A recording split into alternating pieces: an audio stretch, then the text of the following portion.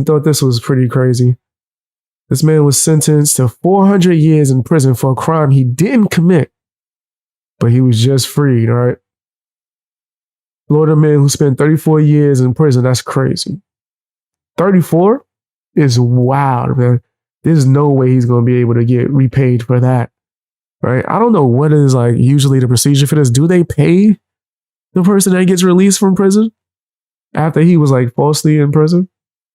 I remember I seen a newspaper, they took one dude to like a Yankee game.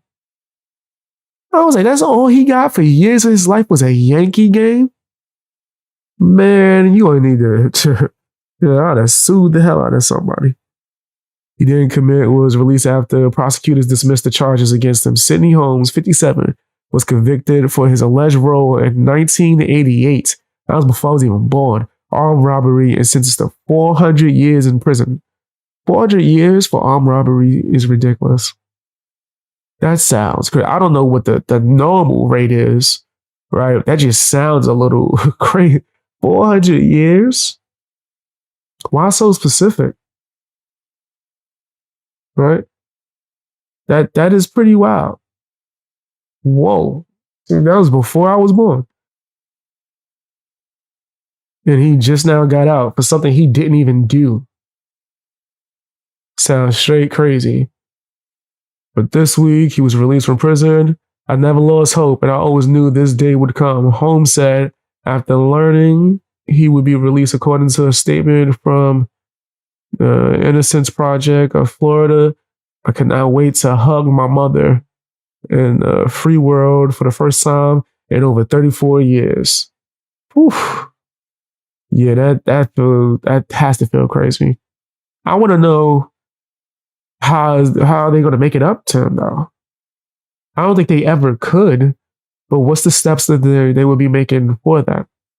One of the two victims in the armed robbery identified the getaway vehicles. There was a brown Oldsmobile Cutlass. A few weeks later, the victim's brother saw a brown Cutlass on the road and gave police a license plate number, which was registered to Holmes. That don't what? Even though Holmes had an alibi and his car had some key differences to the one described by the victim, he was arrested and charged with the crime. That makes no sense. That makes no sense. You could easily just check the register, all types of stuff to see that the cars would be different. How the hell do you get arrested for a crime and it's a different car just because it's like the same model? What? How the hell do you do that?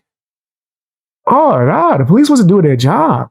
Well, this is a brown car. That's a brown car. So you must have done it. You must have did the crime. And it sentenced him to 400. Yeah, this is ridiculous. Even though Holmes had an alibi, his car had some key differences to the one described by the victim. He was arrested and charged with the crime. There was no physical or scientific evidence, nor any collaborating witness linking Mr. Holmes to the crime.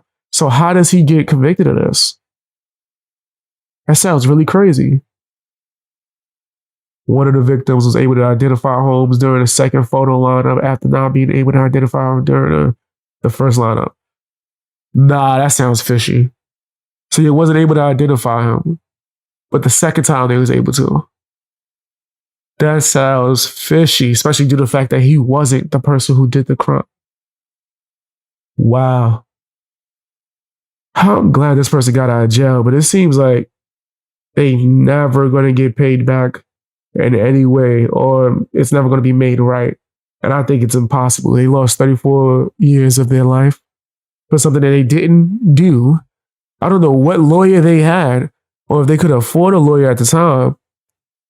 I could have argued this case myself. Like, I literally could have represented myself type of thing in this case. And there's like almost no way, unless there's something shady or dirty going on, that this wouldn't get thrown out. It just seems real fishy to me. But let me know what you think in the comment section.